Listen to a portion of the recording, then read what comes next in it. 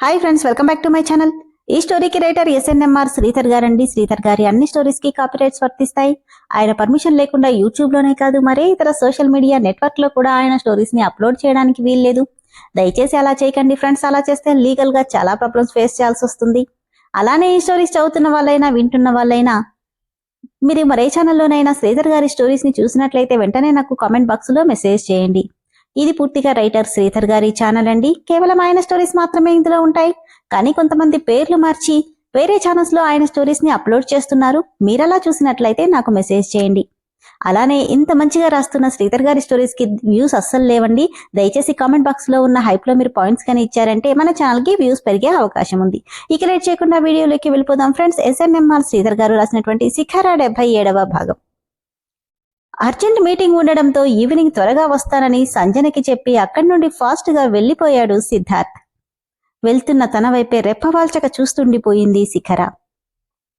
సంధ్య చిరుకోపంగా తల మీద కొట్టి, ఈ కోరికే అలవాటేంటే నీకు, అది కూడా అందరి ముందు అని చిరుకోపంగా సంజనని మందలిస్తుంటే, ఊరుకో మమ్మీ, నాకు చిన్నప్పటి నుండి ఈ అలవాటుంది, ఇప్పుడు పొమ్మంటే పోతుందా? అది కాదమ్మా, వాడు నీకు వరసైనవాడు, అలాంటివాణ్ణి ఇలా. ఆగాగు, వరసైనవాడు ఏంటి? బావా నాకు కాబోయే మొగుడు, కాబట్టి నా ఇష్టం. ఈ విషయంలో నువ్వు అసలు కలగజేసుకోకు, అంతే కదా డాడ్ అని శరత్ని అడిగితే నవ్వి, నువ్వేమంటే అదే బేబీ, జర్నీ చేసి అలసిపోయింటావు, వెళ్ళి రెస్ట్ తీసుకో అన్నాడు శరత్. Thank you dad, love you mummy అంటూ సంధ్యకి ముద్దు పెట్టి వెళ్ళిపోయింది శిఖర. ఏంటండి మీరు కూడా దాన్ని అలా సపోర్ట్ చేస్తున్నారు? చూసే వాళ్ళకి ఏమైనా బాగుంటుందా? సిద్ధుతో సంజన ప్రవర్తన ఎప్పుడూ అలానే ఉంటుంది సంధ్య. ఎవరికో భయపడి చేంజ్ చేసుకోవాల్సిన అవసరం ఏంటి చెప్పు? నాకు టైం అయింది, వెళ్ళొస్తాను అని. అమ్మ శిఖర, ఆఫీస్కే కదా, రా నా కారులో వెళ్దాం అని శిఖరని పిలిచాడు శరత్. బొమ్మలా నిలబడింది కాస్త ఉలిక్కిపడి, సార్, నేను మేడంతో ఇంకాసేపు మాట్లాడి వస్తాను సార్ అనడంతో, సరే నీ ఇష్టం అని చెప్పి శరత్ అక్కడి నుండి వెళ్ళిపోయాడు. మేడం, నాకంతా కన్ఫ్యూజన్గా ఉంది. సిద్ధు సార్ మీ మేనలుడైతే మిమ్మల్ని మమ్మీ డాడీ అని ఎందుకు పిలుస్తున్నారు? నవ్వి, శరత్కి 2 చెల్లెళ్ళు, సుజాత, సురేఖ. సుజాత ఫ్యామిలీ ఢిల్లీలో ఉంటున్నారు శిఖర. సురేఖ శరత్కి పెద్ద చెల్లెలు, అంటే సిద్ధు వాళ్ళమ్మ. సిద్ధుకి 2 ఏళ్ల వయసున్నప్పుడు వాళ్ళమ్మ సురేఖ, ఆమె భర్త ఇద్దరూ ఓ ఫైర్ యాక్సిడెంట్లో చనిపోయారు. అప్పటికి నాకింకా పిల్లల్లేరు. సిద్ధు ఎక్కువగా నాతోనే ఉండేవాడు. దాంతో ఓ రకంగా సిద్ధు చావు నుండి బయటపడ్డాడని అనుకోవాలి. కాని సిద్ధు అమ్మగూచి, ఏం చేసినా అమ్మ పక్కనే ఉండాలి. అలాంటివాడికి ఒక్కసారిగా తల్లి తండ్రి ఒకేసారి కనిపించకపోవడంతో చాలా అనారోగ్యం బారిన పడ్డాడు. దాంతో వాణ్ణి మేమే దగ్గర ఉండి రేయింపవళ్ళు చూసుకున్నాం. శరతైతే ఎన్ని రాత్రులు నిద్ర మానుకొని సిద్ధుని భుజం మీద వేసుకుని రాత్రంతా జాగారం చేసేవాడో తెలుసా? వాళ్ళ అమ్మా నాన్నని ఆ పసివాడు మర్చిపోవడానికి దాదాపు 1 సంవత్సరం పైనే పట్టింది. నిద్రలో నేను అమ్మననుకొని నన్ను కరుచుకొని నిద్రపోవడం, అమ్మా అమ్మ అంటూ నా చుట్టూ తిరగడం వాడికి బాగా అలవాటైపోయింది. అప్పటినుండి నేను అమ్మగా, ఆయన నాన్నగా వాడికి ఫిక్స్ అయిపోయాం. నన్ను మొట్టమొదట అమ్మ అని పిలిచింది వాడే. ఆ పిలుపు అలానే ఉండిపోయింది. నాకు వాడు పూర్తిగా దగ్గరైన తర్వాత సంజన నా కడుపులో పడింది. కాని వాడికి పిలుపులో మాత్రం ఏ మార్పు లేదు. ఆయన్ని డాడీ అని, నన్ను మమ్మీ అనే అంటాడు. ఇదిగో ఈ సంజన ఎప్పుడన్నా ఇలా విసిగించినప్పుడు మాత్రం అత్తయ్య మామయ్య అని పిలుపులు బయటికొస్తాయి అని సంధ్య ఫ్లోలో చెప్పుకుపోతుంటే, అలాగా అని ఆశ్చర్యంగా వింటుంది శిఖర. అవునమ్మా, వాడు అత్తయ్య మావయ్య అన్నా నాకు అమ్మా నాన్నలాగే వినిపిస్తుంది. మనసు ప్రధానం కాని పిలుపులో ఏముంది చెప్పు? అమ్మ అని పిలుస్తానంటే ఏ ఆడది మాత్రం వద్దంటుంది. అందుకే మేమా విషయాన్ని పెద్దగా పట్టించుకోలేదు. వీళ్ల చిన్న వయసులో ఏదైనా ఫంక్షన్కి వెళ్తే సంజన సిద్ధుని బావా అంటుంటే వీళ్ళిద్దరూ మమ్మల్ని మమ్మీ డాడీ పిలిచేవాళ్లు. సిద్ధుతో ఆ పిలుపు మానిపించమని చాలామంది చెప్పారు. మీ సారు వాళ్ళ మాటల్ని పట్టించుకోలేదు అంటుంటే ఇదంతా వింటున్న శిఖర కళ్లల్లో చెప్పలేనంత ఆనందం కనిపిస్తుంది. అది ఆల్రెడీ అతని ప్రతిరూపానికి తను అమ్మైనందుకో లేక సిద్ధు తనకి తమ్ముడు కానందుకో శిఖరకు కూడా తెలియదు. ఆఫీస్కి టైం అయింది మేడం, నేనిక వెళ్తాను అంటూ అక్కడి నుండి బైక్ స్టార్ట్ చేయబోయిన శిఖరకి, అవును, వాడు ఈవిడికి ఏమైతే నాకెందుకు, నేనెందుకు ఇంత ఎగ్జైట్ ఫీల్ అవుతున్నాను? లేదు, ఇది ఎక్సైట్మెంట్ కాదు, శౌర్య కోసం ఆలోచిస్తున్నాను అంతే అని పదే పదే తన మనసుకి నచ్చజెప్పుకుంటూ గంభీరంగా బైక్ స్టార్ట్ చేసింది శిఖర. కృష్ణమూర్తి, కంపెనీ ఫైల్ కంప్లీట్ అయిందా అని అడిగాడు శరత్. నిన్ననే అయిపోయింది సార్. అంత త్వరగానా? అవును సార్, సిద్ధు సార్ మొన్న నైట్ అంతా కూర్చొని ఫైల్ మొత్తం క్లియర్ చేశారు. ఆశ్చర్యంగా, అలానా?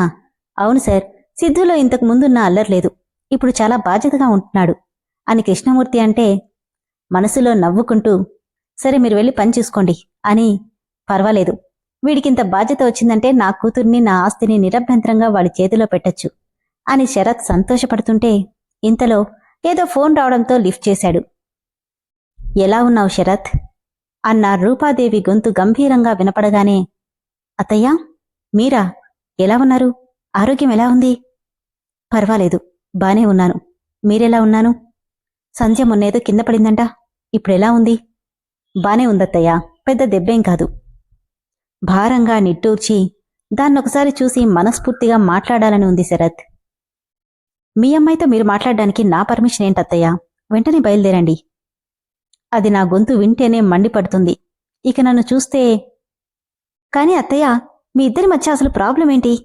ఎన్నిసార్లు అడిగినా ఏదో ఆస్తి గొడవ అని మాత్రమే చెప్తున్నారు తప్ప ఇంకేమీ చెప్పట్లేదు. మీకున్నది సంధ్య ఒక్కటే, మీ ఆస్తంతా వారసత్వంగా తనకే చెందుతుంది. పైగా ఆస్తులు అంతస్తుల మీద సంధ్యకి పెద్దగా వ్యామోహం కూడా లేదు. అలాంటప్పుడు ఆస్తి గురించి గొడవేంటి అని అయోమయంగా అడిగాడు శరత్ రూపాదేవిని. ఒక్కోసారి చిన్న చిన్న మాటలే పెద్ద పెద్ద మనస్పర్ధలకి దారితీస్తాయి శరత్. ఇది కూడా అలాంటిదే. పొరపాటున నేను చేసిన చిన్న పని దానికి నచ్చలేదు, ఇంతకు మించి నన్నేమీ అడగద్దు అనడంతో, సంధ్య గురించి రూపాదేవి గురించి పూర్తిగా తెలుసు శరత్కి. పేరుకు తల్లి కూతుర్లైన ఇద్దరికీ ఎందులోనూ పొంతన ఉండదు. తనకి తెలిసినంతవరకు ఇద్దరు ఎప్పుడూ ఏదో ఒక చిన్న తగాదాలు పడుతూనే ఉంటారు. రూపాదేవి అగ్నిపర్వతం అయితే సంధ్య చల్లటి మంచుకొండ. సంధ్య చల్లని చేతిస్పర్శ తగిలితే చాలు ఆ అగ్నిపర్వతం లాంటి రూపాదేవి చల్లబడిపోతుంది. కాని సంధ్య ఎందుకో తన తల్లిని చూడ్డానికి కూడా ఇష్టపడట్లేదు. అందుకే వాళ్ళిద్దరి మధ్య దూరానికి తను సిద్ధంగా లేడు. సరే సరే, ఇక ఉంటాను. సంజన యుఎస్ నుండి వచ్చింది అత్తయ్య, మీరొకసారి వస్తే బాగుంటుందేమో అన్నాడు శరత్ సంతోషంగా. అలాగా, కానీ మీకు సంజయ్కి గొడవేంటో నాకు తెలియదత్తయ్య. కాని ఇద్దరి ఎవరికి వారే తూర్పు పడమరా ఉంటే అవి కలవవు. మీరు ప్రేమగా సంధ్య అని పిలిస్తే దూరం చేసుకునేంత రాతి హృదయం సంధ్యది కాదు. ఒకసారి ఆలోచించండి అని చెప్పి శరత్ ఫోన్ పెట్టేస్తే ఆలోచనలో పడింది రూపాదేవి. ఏమైందిరా, అంత టెన్షన్గా ఉన్నావేంటి అని అడిగాడు సిద్ధార్థ్ని వెంకీ. పొద్దున్నే ఒక టెన్షన్ మొదలైందిరా. టెన్షనా? ఏంటది? మార్నింగ్ యుఎస్ నుంచి సంజు వచ్చింది అనగానే కుమార్కి తాగుతున్న వాటర్ పొరమారడంతో, ఏంటి, సంజనొచ్చేసిందా? అదే కదా నా ఏడుపు కూడా. సుజీ నవ్వుతూ, దీనికెందుకురా ఏడుపు? ఆ మాటకి సీరియస్గా చూస్తుంటే, ఓకే ఓకే, అర్థమైందిలే, కాని నువ్వెంత దూరం పెట్టినా తను నిన్ను వదిలేలా లేదు. అయితే మేం అర్జెంటుగా బయటెక్కడైనా రూమ్ చూసుకుంటాంరా అన్నాడు వెంకీ. ఎందుకు? ఎందుకేంట్రా, నీ మరదలికి అసలే పిచ్చి పీక్స్లో ఉంటుంది. ఏడ్చర్లే, దానికి భయపడి మీరు వేరే రూమ్ చూసుకోవడమేంటి? భయపడి కాదురా, ముందు జాగ్రత్త. నన్నడిగితే ఈ శిఖర ఆ సంజన ఇద్దరూ ఒకే కేటగిరీకి చెందినవాళ్లు అని వెంకీ అంటే కుమార్ కలిగించుకొని, నిజమే, ఇద్దరికి ముందు చెయ్యి లేచి తర్వాత నోరు మాట్లాడుతుంది. కాకపోతే సంజనలో కాస్త చిన్నతనం కనిపిస్తే శిఖర మాత్రం శిఖరమంత గంభీరంగా కనిపిస్తుంది అన్నాడు కుమార్. సిద్ధు మనసులో శిఖర సంజన ఇద్దరూ మెదిలారు. నిజమే, ఎప్పుడూ పెద్దగా ఆలోచించలేదు, కాని ఇద్దరికీ కోపం, ముక్కుసూటితనం, ధైర్యం, ఒక రకంగా ఇద్దరికీ అహంకారం. చాలా వరకు వీళ్ల మనస్తత్వాలన్నీ ఒకేలా ఉంటాయి అని అనుకోకుండా ఉండలేకపోయాడు సిద్ధార్థ్. అమ్మో, అనుకున్నామో లేదో మహాతల్లి ప్రత్యక్షమైంది అని వెంకీ అనడంతో అందరూ డోర్ వైపు చూశారు. గ్లాస్ విండోలో నుండి లోపలికి వస్తూ కనిపించింది శిఖర. పొద్దున తనని రెప్పవాల్చక చూసిన ఆమె చూపు అతని మనసులో అలానే నిలిచిపోయింది. ఈ మధ్య ఈ తింగరది వింత వింతగా ప్రవర్తిస్తుంది. పొద్దునదాకా నన్నేదో వింత మనిషిలా, నేనేదో వింత గ్రహం నుండి వచ్చినట్టు చూసింది. ఉన్నట్టుండి తన ఎక్స్ప్రెషన్స్ మారిపోయాయి అనుకుని నవ్వుతూ వస్తున్న తన వైపు తేరిపారా చూశాడు సిద్ధార్థ్. సింపుల్గా ఉన్న కాటన్ చుడీదార్లో చేతికి హ్యాండ్ బ్యాగ్ తగిలించుకుని కలహంసలా నడిచొస్తున్న శిఖరని చూడగానే ఈ శిఖరకి సంజనకి ఒకే రకమైన మనస్తత్వమున్నా నా మనసులో శిఖరికి ఉన్న స్థానం మాత్రం అనుకోగానే పెదవుల మీద నవ్వొచ్చేసింది సిద్ధార్థికి.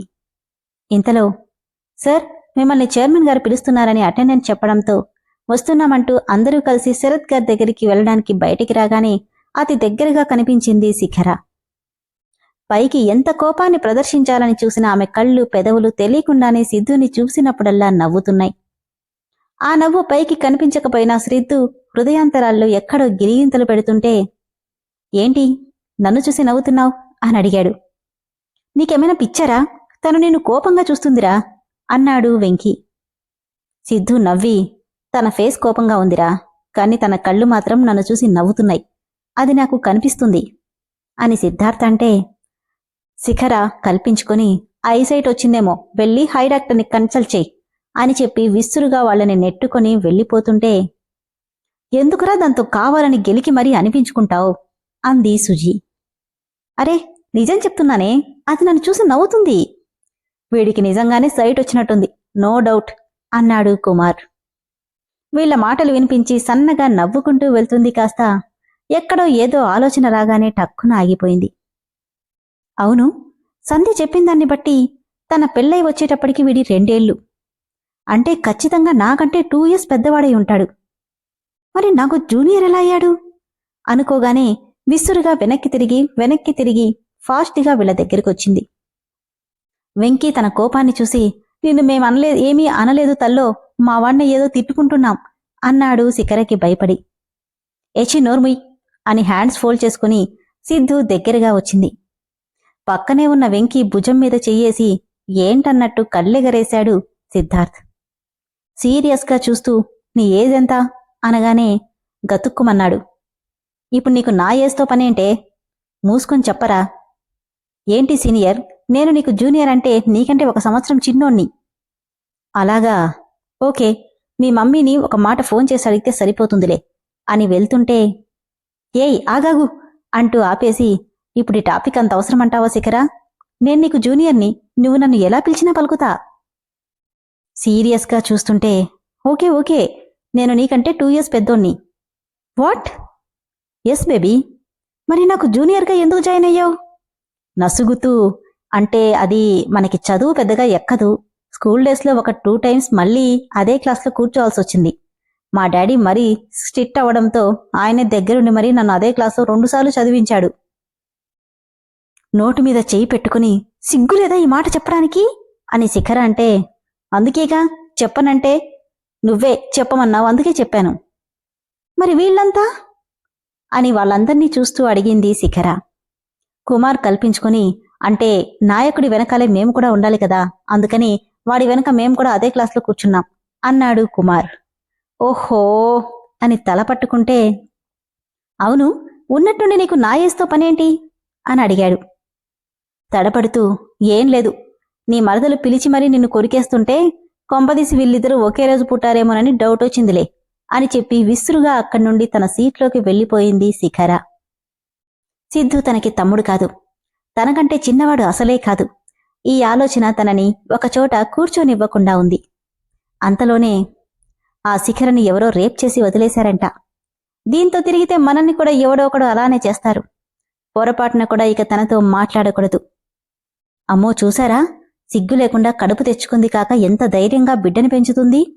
కలికాలం, ఇలాంటి వాళ్ళకి దేవుడు అలాంటి శిక్ష వేస్తాడు అంటూ తలోకరి మాట్లాడిన మాటలు గుర్తురాగానే అమ్మా అంటూ పిలిచే శౌర్య రూపం కళ్ల ముందు మెదిలింది శిఖరకి. వీడి వల్లే నా జీవితం ఇలా అయిపోయింది, వీడి మీద నాకు పాజిటివ్ ఒపీనియనా? ఛీ, ఆ సంజయ్తో పాటు వీడికి కూడా తగిన శాస్తి చెయ్యాలి అనుకుంటూ సిద్ధు గురించి ఆలోచనలను పక్కకు పెట్టేసింది శిఖర. విన్నారు కదా ఫ్రెండ్స్, ఎంత బాగుందో కదా స్టోరీ. సో సిద్ధార్థ్ శిఖరకి బావవుతాడు. అలాగనే తన ఏజ్ కూడా కాదు, తనకంటే 2 సంవత్సరాలు పెద్దోడు. ఎందుకు పెద్దోడయ్యాడు, జూనియర్ ఎందుకు అయ్యాడో ఈ రోజు ఎపిసోడ్లో క్లియర్గా తెలిసేసింది కదా. నాకైతే స్టోరీ చాలా ఇంట్రెస్టింగ్ గా ఉంది ఫ్రెండ్స్. మరి మీకెలా అనిపిస్తుంది? స్టోరీ నచ్చిన వాళ్ళు ఇమ్మీడియట్ గా మెంబర్షిప్ లో జాయిన్ అవ్వండి. అలానే కామెంట్ బాక్స్ లో ఉన్న హైప్ లో పాయింట్స్ ఇచ్చి మన వీడియోస్ కి వ్యూస్ పెరిగేలా చేయండి. Thank you.